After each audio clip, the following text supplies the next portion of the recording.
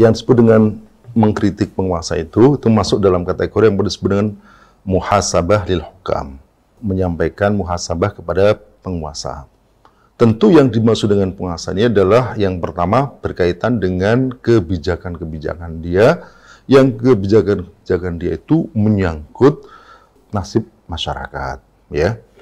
Dan yang digunakan untuk menasihati, untuk memberikan kritik itu adalah menggunakan standar Islam. Sebagai contoh misalnya, ini contoh ya, dalam Islam misalnya, Allah SWT atau dalam Islam ditetapkan bahwa air, ya, padang rumput, dan api itu adalah milik publik. Rasulullah SAW bersabda, al-muslimuna syuraka'u fi salasin fil ma'i wal kala wan nar. Jadi kaum muslimin itu bersama-sama memiliki dalam 3 hal. Dalam tentang air, padang rumput, dan api. Termasuk dalam api adalah segala sumber daya alam yang itu menghasilkan api seperti minyak, batu bara, dan seterusnya. Ini adalah yang disebut Nabi SAW sebagai syuraka, menjadi milik umum. Ya, jadi syuraka itu artinya memiliki secara bersama-sama, tidak boleh ada satu yang menguasai yang lain. Nah, ketika kemudian penguasa ini justru memberikan penguasaan sumber daya alam tadi itu kepada individu, kepada swasta, kepada korporasi, bahkan yang lebih menyakitkan, korporasi asing.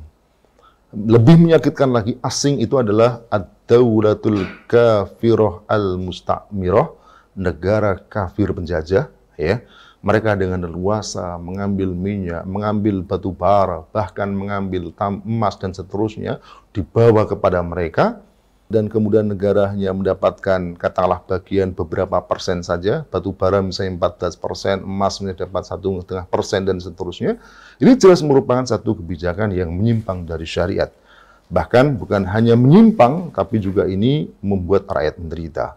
Pendapatan negara menjadi sedikit, dan akibatnya untuk menjalankan roda pembangunan, roda pemerintahan, negara mengambil pajak dari rakyatnya.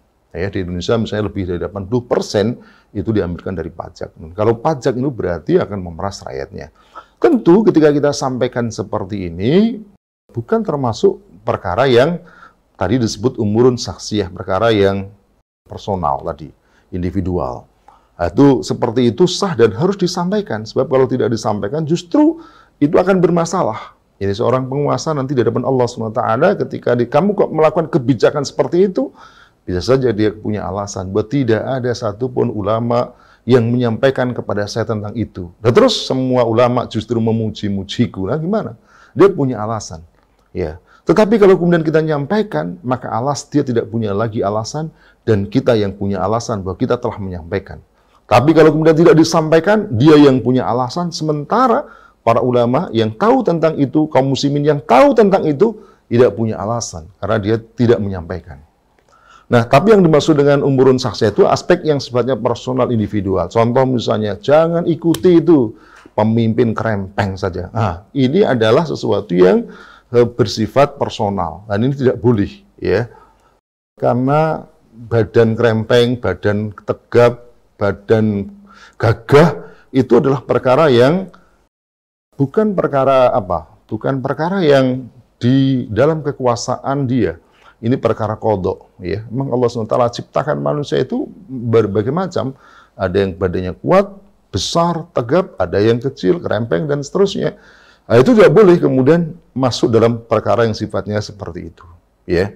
Nah, ini yang dimaksud dengan umurun saksiyah, itu perkara yang sifatnya individual tadi.